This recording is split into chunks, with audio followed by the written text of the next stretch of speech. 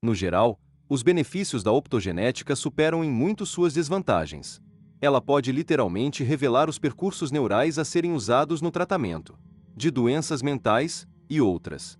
Também pode dar aos cientistas instrumentos para reparar lesões e talvez curar doenças consideradas incuráveis. No futuro. Próximo. Os resultados serão todos positivos. En un futuro distante, quando Todos os percursos do comportamento humano forem entendidos, a optogenética poderá ser usada também para controlar, ou pelo menos modificar, o comportamento humano, o controle da mente e o futuro. Resumindo, o uso de drogas e de hipnose pela CIA foi um fiasco. São técnicas muito instáveis e imprevisíveis para serem usadas pelo exército. Podem ser utilizadas para induzir alucinações e dependência, mas não servem para apagar memória, tornar alguém mais manipulável, nem forçar ninguém a praticar atos contra sua vontade. Os governos vão continuar tentando, mas o resultado é duvidoso. Até o momento, as drogas são um instrumento muito agressivo de controle de comportamento. Há até um conto de advertência. Carl Sagan fala de um cenário assustador e muito possível. Ele imagina um ditador colocando eletrodos nos centros de dor e de prazer do cérebro de crianças.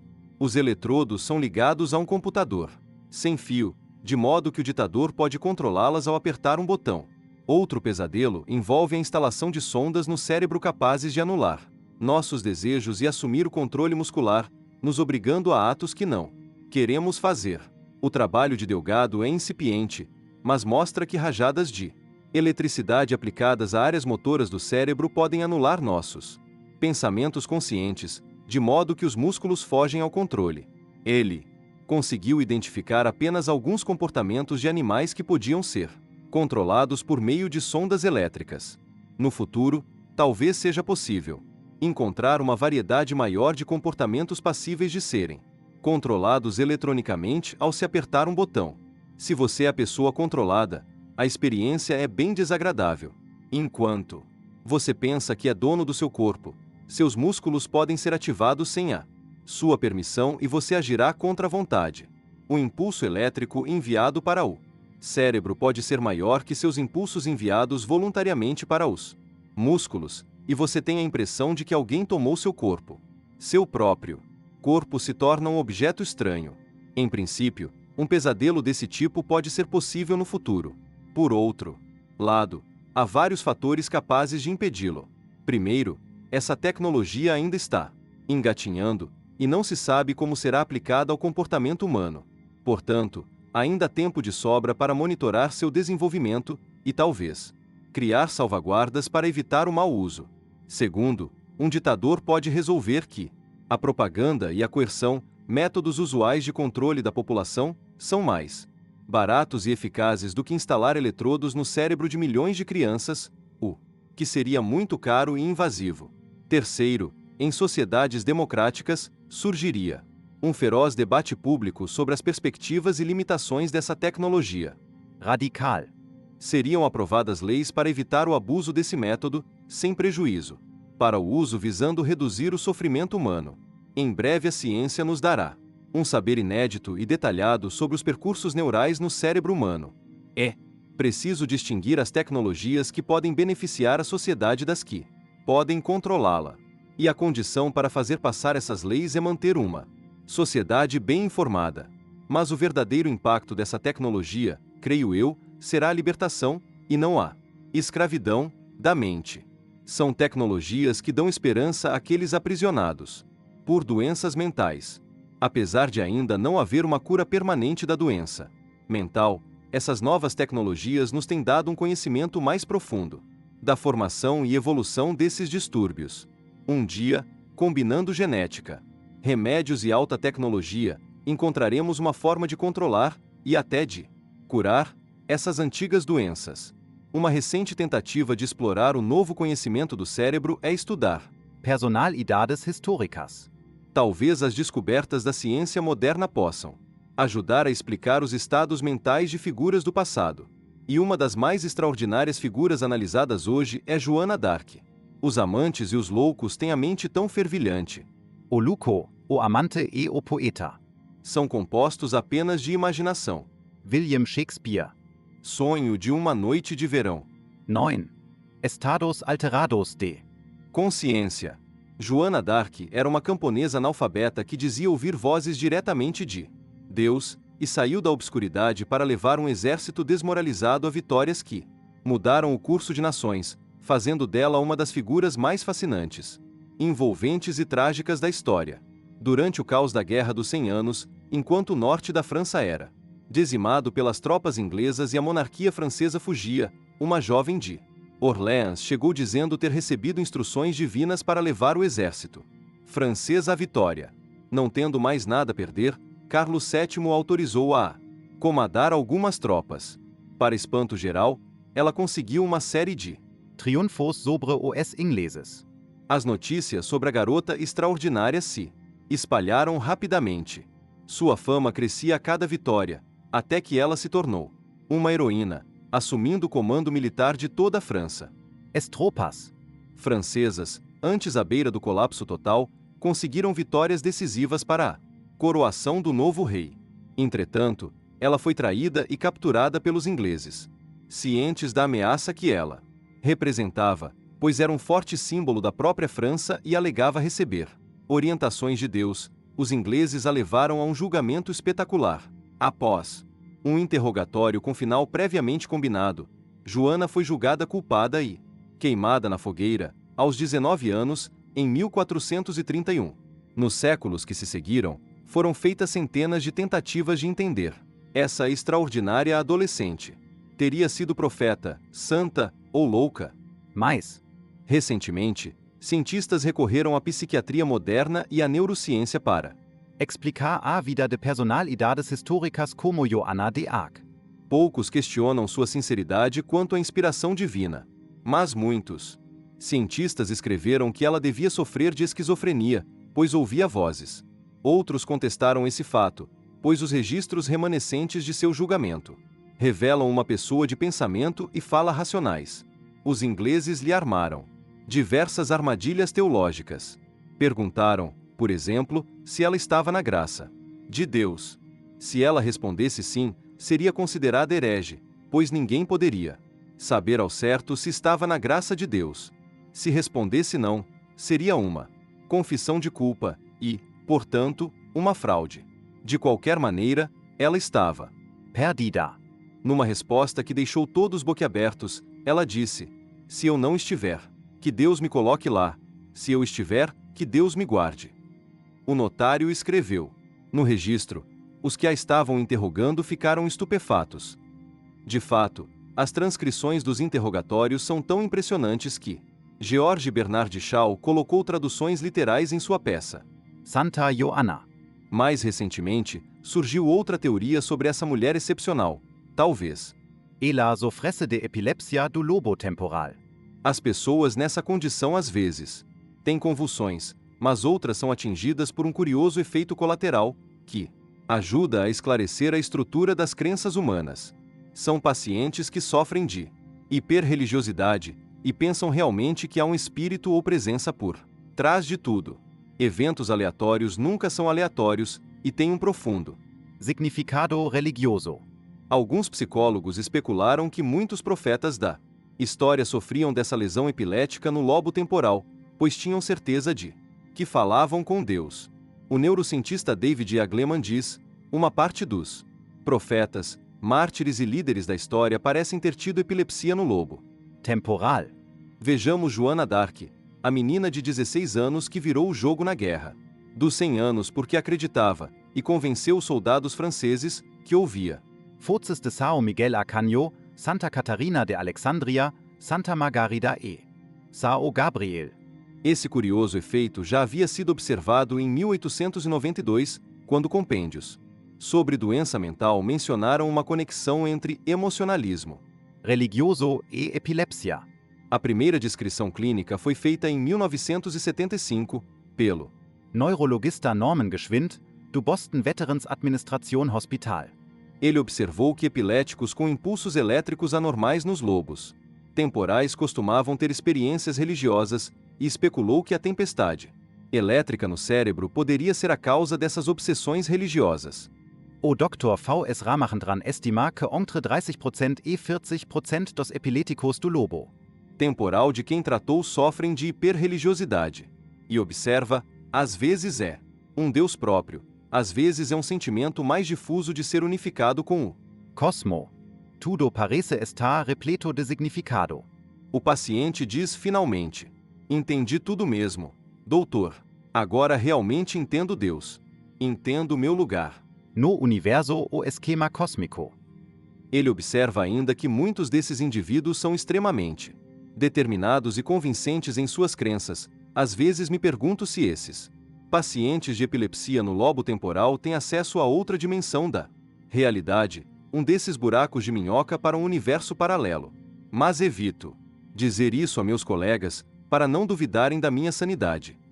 Em experimentos com pacientes de epilepsia no lobo temporal, ele confirmou que esses indivíduos tinham uma forte reação emocional à palavra Deus, mas não a palavras neutras. Isso significa que a conexão entre a hiperreligiosidade e essa epilepsia é real e não fictícia. O psicólogo Michael Persinger afirma que um certo tipo de estimulação elétrica transcraniana, chamada estimulação magnética transcraniana, ou EMT, pode induzir propositalmente o efeito dessas lesões epiléticas. Se assim for, será possível usar campos magnéticos para alterar crenças religiosas? Nos estudos do Dr. Persinger, uma cobaia coloca um capacete, apelidado de capacete de Deus, com um dispositivo que envia magnetismo para determinadas áreas do cérebro. Depois, quando o sujeito é entrevistado, costuma afirmar que esteve com algum grande espírito. David Bielo, em artigo na revista Scientific American, diz: durante os 3 minutos de estimulação, as cobaias traduziram sua percepção do divino em sua própria linguagem cultural, denominando Deus, Buda, uma presença benevolente ou a maravilha do universo. Já que esse efeito pode ser reproduzido, isso indica que talvez o cérebro seja estruturado de modo a responder a sentimentos religiosos. Alguns cientistas foram mais longe, especulando a existência de um gene de Deus que predispõe o cérebro à religiosidade. Dado que a maioria das sociedades criou algum tipo de religião, é plausível supor que nossa capacidade de responder a sentimentos religiosos seja programada em nosso genoma. Alguns teóricos da evolução vêm tentando explicar esse fato, afirmando que a religião serviu para aumentar as chances de sobrevivência dos primeiros humanos. A religião deve ter ajudado a unir indivíduos hostis para formar uma tribo coesa, com uma mitologia em comum, o que aumentou as chances de união e sobrevivência da tribo. Um experimento como o do capacete de Deus será capaz de abalar a convicção religiosa de alguém? O aparelho de IRM pode registrar a atividade cerebral de alguém que teve uma experiência religiosa? Para testar essas ideias, o Dr. Mário Beauregard, da Universidade de Montreal, reuniu um grupo de 15 freiras carmelitas que concordaram em pôr a cabeça num aparelho de IRM. Para participar do experimento, todas precisavam ter tido uma experiência de intensa comunhão com Deus.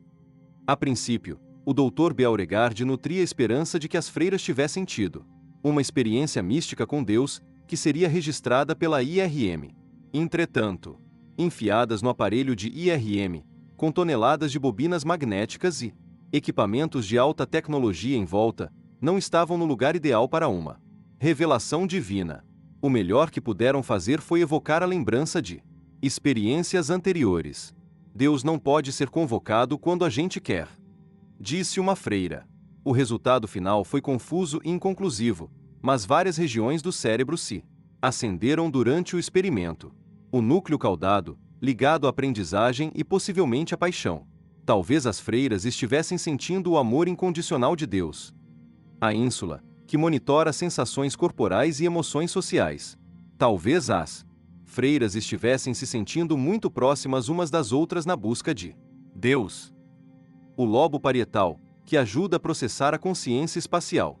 Talvez elas sentissem estar na presença física de Deus. O Dr. Beauregard admitiu que tantas áreas cerebrais foram ativadas, com tantas interpretações possíveis, que ele não podia afirmar se a hiperreligiosidade podia ser induzida Contudo, ficou claro para ele que o sentimento religioso das freiras se refletiu na varredura cerebral. Mas o experimento abalou a fé das freiras em Deus? Não.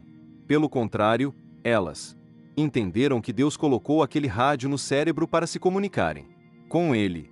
A conclusão delas foi de que Deus criou os humanos para terem essa capacidade, e o cérebro tem uma antena divina dada por Deus para sentirmos sua presença.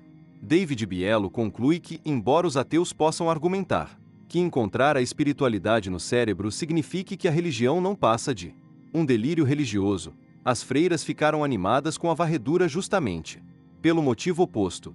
Aquilo seria uma confirmação da conexão de Deus com elas. Beauregard concluiu: se um ateu vivencia um certo tipo de experiência, ele a relaciona à magnificência do universo.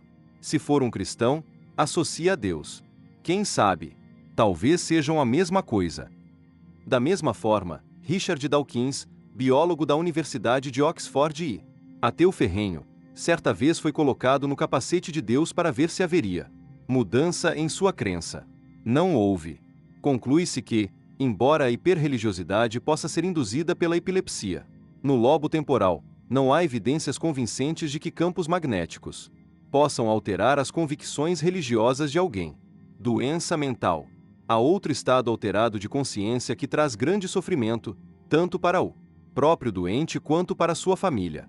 É a doença mental. As varreduras cerebrais e a alta tecnologia podem revelar a origem dessa aflição e talvez levar a cura? Se assim for, uma das maiores fontes de sofrimento humano poderá ser eliminada. Por exemplo, ao longo da história, o tratamento da esquizofrenia era brutal e agressivo. Sintomas típicos dos afetados por esse distúrbio mental degenerativo, que aflige 1% da população, são ouvir vozes imaginárias, sofrer de delírios paranoides e pensamentos desorganizados. Ao longo da história, já foram considerados possuídos pelo demônio e expulsos, mortos ou trancafiados. Romances góticos às vezes falam de um parente esquisito, demente, que mora escondido num quarto escuro no porão. Até a Bíblia tem uma passagem em que Jesus encontrou 2 seres demoníacos. Os demônios pediram a Jesus que os levasse a uma criação de porcos. Ele disse: podem ir. Quando os demônios entraram no chiqueiro, todos os porcos correram barranco abaixo e morreram afogados no mar. Mesmo hoje, ainda vemos pessoas com sintomas clássicos de esquizofrenia, andando pela rua discutindo consigo mesmas.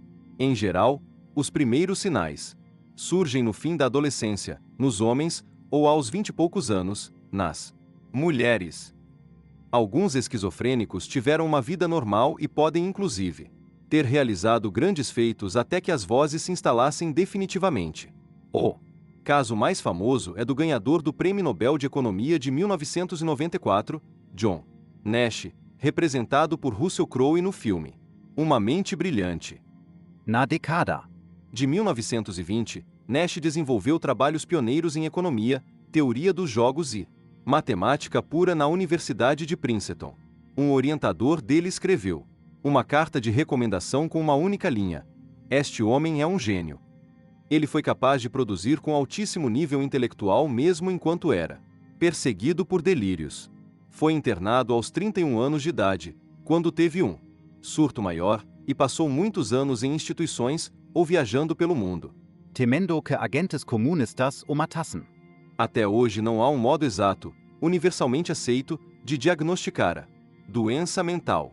Há esperanças, porém, de que algum dia os cientistas usem varredura cerebral e outras invenções da alta tecnologia para criar instrumentos de diagnóstico confiáveis. Os progressos no tratamento da doença mental têm sido demasiadamente lentos. Após séculos de sofrimento, vítimas da esquizofrenia tiveram um primeiro sinal de alívio nos anos 1950, quando foram descobertas acidentalmente drogas antipsicóticas, como a clorpromazina, capazes de controlar ou, às vezes, até eliminar as vozes que atormentam os doentes mentais. Acredita-se que essas drogas agem regulando o nível de certos neurotransmissores, como a dopamina. Especificamente, a teoria é de que essas drogas bloqueiam o funcionamento de receptores D2 de certas células nervosas, reduzindo assim o nível de dopamina. A teoria de que as alucinações são em parte causadas pelo excesso de dopamina no sistema. A ação da dopamina, por ser essencial às sinapses, tem sido associada também a outros distúrbios. Uma teoria sustenta que a doença de Parkinson é agravada pela falta de dopamina nas sinapses, e a síndrome de Tourette pode ser desencadeada por uma superabundância dela. As pessoas com síndrome de Tourette têm tiques e movimentos faciais inusitados e uma pequena minoria dispara incontrolavelmente palavras obscenas e comentários profanos. Pejorativos. Mais recentemente, os cientistas apontaram como outro possível culpado o nível anormal de glutamato no cérebro. Uma razão para acreditar nisso é que a PCP, a droga chamada pó de anjo, é conhecida por criar alucinações semelhantes às dos esquizofrênicos porque bloqueia o receptor de glutamato, chamado NMDA. Uma substância muito promissora no tratamento da esquizofrenia é a clozapina, um remédio relativamente novo que simula a produção de glutamato. Contudo, as drogas antipsicóticas não são necessariamente a salvação. Em cerca de 20% dos casos, elas inibem os sintomas. Cerca de 2/3 dos pacientes encontram algum alívio dos sintomas, mas os demais não são afetados. Segundo uma teoria, os antipsicóticos imitam uma substância química natural, ausente no cérebro dos esquizofrênicos, mas não são uma cópia exata. Assim, é preciso experimentar no paciente vários antipsicóticos, praticamente por tentativa e erro. Além disso, como podem produzir efeitos colaterais desagradáveis, muitos esquizofrênicos interrompem a medicação e têm reincidência. Recentemente, varreduras cerebrais de esquizofrênicos realizadas enquanto ouviam vozes ajudaram a explicar esse velho distúrbio. Por exemplo, quando falamos sozinhos em silêncio, certas partes do cérebro se iluminam na IRM. Especialmente no lobo temporal, como na área de Wernicke. Quando um esquizofrênico ouve vozes, as mesmas áreas do cérebro se iluminam. O cérebro tem muito trabalho para construir uma narrativa coerente, por isso os esquizofrênicos tentam dar sentido a essas vozes não autorizadas, acreditando que elas se originam de fontes estranhas, como marcianos inserindo secretamente pensamentos em seu cérebro. O Dr. Michael Svenay, da Universidade do Estado de Ohio, escreve que os neuroníons conectados à sensação de som disparam sozinhos, como um pano encharcado de gasolina se incendeia espontaneamente no calor intenso de uma garagem fechada. Sem nada à vista e sem som no ambiente, o cérebro do esquizofrênico cria uma forte ilusão de realidade. Geralmente essas vozes parecem vir de outras pessoas e costumam dar ao paciente ordens banais, mas, às vezes, muito violentas. Enquanto isso, os centros de simulação no córtex pré-frontal parecem um piloto automático e, de certa forma, é como se a consciência do esquizofrênico estivesse fazendo o mesmo tipo de simulações que todos nós fazemos, porém, sem a permissão dele. Pessoa fala literalmente consigo mesma sem saber que é ela quem está falando. Alucinações. A mente está sempre criando alucinações, mas, na maioria das vezes, são facilmente controladas. Vemos imagens que não existem, ou por exemplo, Escutamos falsos sons. Portanto, o córtex cingulado é de importância vital para Diferenciar o real do inventado. essa parte do cérebro nos ajuda a fazer a distinção entre os estímulos externos e os gerados pela própria mente. Nos esquizofrênicos, porém, o sistema parece estar lesado e eles não conseguem distinguir as vozes reais das imaginárias. O córtex cingulado. Anterior é vital devido à sua localização estratégica entre o córtex pré-frontal e o Sistema límbico. A conexão entre essas duas áreas é uma das mais importantes, porque uma área governa o pensamento racional e a outra, as emoções.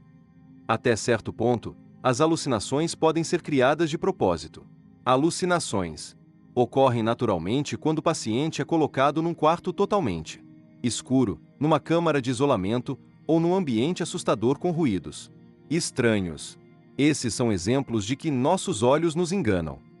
Na verdade, o cérebro é que nos engana, criando imagens falsas, tentando dar sentido ao mundo e apontando ameaças. Esse efeito é chamado de pareidolia. Quando Vemos as nuvens no céu, vemos imagens de animais, pessoas, personagens de desenhos animados. Isso não depende de nós. Está configurado no cérebro. Em certo sentido, todas as imagens que vemos, reais e virtuais, são alucinações, porque o cérebro está sempre criando imagens falsas para fazer sentido. Como vimos, até as imagens reais são parcialmente falsificadas. Mas, nos doentes mentais, talvez certas regiões do cérebro, como o córtex cingulado anterior, tenham lesões e, por isso, o cérebro confunde realidade e fantasia. A mente obsessiva. Já existem drogas também para curar outro distúrbio mental, o toque, transtorno Obsessivo-compulsivo. Como vimos, a consciência humana implica a mediação de vários mecanismos de feedback. Às vezes, porém, esses mecanismos ficam travados na posição ligado. Um entre cada 40 norte-americanos sofre de toque. Em casos brandos, sintomas são compulsões como, por exemplo, voltar várias vezes ao sair de casa, para confirmar que trancou a porta. O detetive Adrian Monk, no seriado de TV Monk. é um caso brando de toque. Mas esse distúrbio pode ser tão grave a ponto de alguém, por exemplo, se coçar ou se lavar compulsivamente até sangrar. Pelé. Alguns pacientes de toque repetem um comportamento obsessivo durante horas, tornando difícil manter um emprego ou constituir uma família. Normalmente, alguns tipos de comportamento compulsivo, se moderados, são benignos para nós, pois nos mantêm limpos, saudáveis e em segurança. E foi por essa razão que desenvolvemos esses comportamentos. Mas o paciente com toque grave não consegue interromper o comportamento, que fica tão exagerado que foge ao controle. Hoje em dia, varreduras cerebrais revelam como isso acontece, mostrando pelo menos 3 áreas do cérebro que normalmente nos mantêm saudáveis, mas ficam presas num ciclo de feedback. Primeiro, o córtex orbitofrontal, que vimos. No capítulo 1, pode agir como um verificador de fatos, conferindo se trancamos a porta ou lavamos as mãos. Ele nos diz, alguma coisa está errada. Segundo, o núcleo caudado, situado no gânglio basal, governa as atividades aprendidas que se tornam automáticas, e diz ao corpo, faça isso, faça aquilo. Por fim, o córtex cingulado, que registra as emoções conscientes, inclusive o desconforto, diz, ainda me sinto péssimo. O professor de psiquiatria Jeffrey Schwartz, da Universidade da Califórnia, em Los Angeles, tentou reunir todas essas informações para explicar como o toque foge ao controle. Imagine que você sinta uma urgência de lavar as mãos. O córtex orbitofrontal reconhece que alguma coisa não está bem, que suas mãos estão sujas. O núcleo caudado entra em ação e faz você lavar as mãos. Automaticamente. Então o córtex cingulado registra a satisfação de que suas mãos estão limpas. Na pessoa com toque, esse circuito fica alterado. Mesmo depois de constatar que as mãos estão sujas e lavá-las, o indivíduo continua com o sentimento desconfortável de que algo não está bem, que as mãos ainda estão sujas, e fica Preso num ciclo de feedback ininterrupto. Nos anos 1960, percebeu-se que o cloridrato de clomipramina aliviava os sintomas dos pacientes de toque. Essa e outras drogas desenvolvidas desde então elevam o nível do neurotransmissor serotonina e, em experimentos clínicos, mostraram-se capazes de reduzir os sintomas de toque em até 60%. O Dr. Schwartz diz que o cérebro vai continuar fazendo o que faz, mas você não precisa deixar o cérebro te fazer de bobo. Certamente, essas drogas não curam, mas trazem alívio aos pacientes de toque. Transtorno bipolar. Outra forma comum de doença mental é o transtorno bipolar, em que o paciente tem fases de um otimismo extremo e ilusório, seguidas por períodos de depressão profunda. O transtorno bipolar parece ocorrer em vários membros de uma mesma família e, curiosamente, é muito frequente em artistas. Talvez as grandes obras de arte sejam criadas em surtos de criatividade e otimismo. Há uma lista enorme de famosos com transtorno bipolar, entre celebridades de Hollywood, músicos, artistas plásticos e escritores. A substância lítio pode controlar muitos dos sintomas, mas as causas ainda não são claras. Uma teoria sustenta que o transtorno bipolar pode ser causado pelo Desequilíbrio entre os hemisférios esquerdo e direito. O Dr. Michael Svenay. Observou. As varreduras cerebrais